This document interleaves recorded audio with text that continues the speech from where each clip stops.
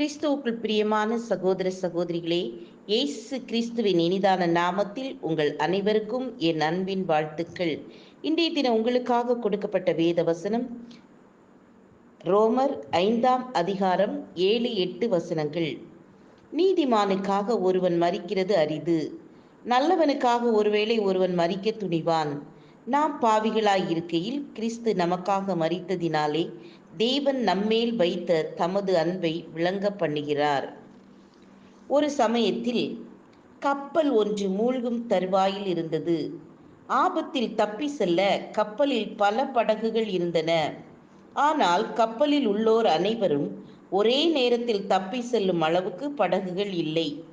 ஆகவே கப்பல் அதிகாரி பயணிகளின் பெயரில் சீட்டு போட்டு சீட்டு விழுந்தவர்களுக்கு தப்பி செல்ல முன்னுரிமை கொடுக்கப்பட்டது.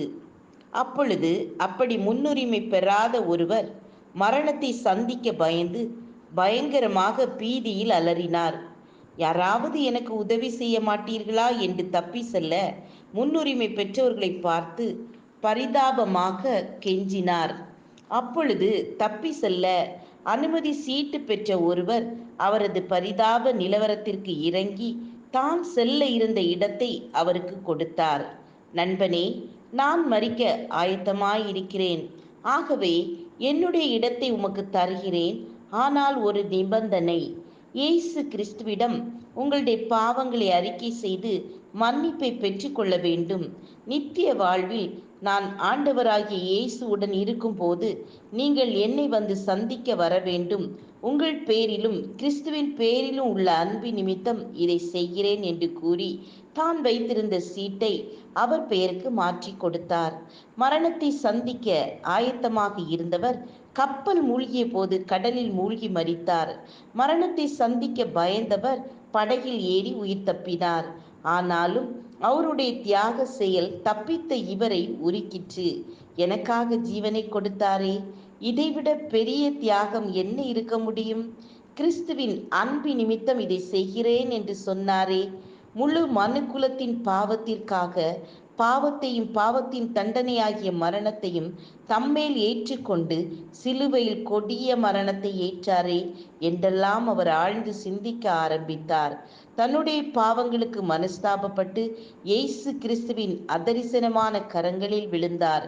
பாவத்தின் அழிவுக்கு தப்பித்து கொண்டார். அவர் எப்பொழுதும் மற்றவர்களோடு பகிர்ந்து கொள்ளும் போது, எனக்காக 2 பேர் மரித்தார்கள், ஆகவே நான் பிழைத்திருக்கிறேன் என்று கூறுவார். அந்த இருவர் யார்?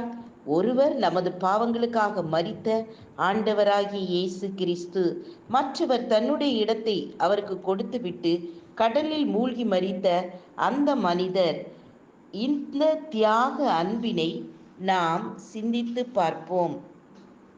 ஜெபம் செய்வோம். அன்புள்ள கர்த்தாவே, நீங்க எங்க மேல வைத்த அன்பு பெரியது.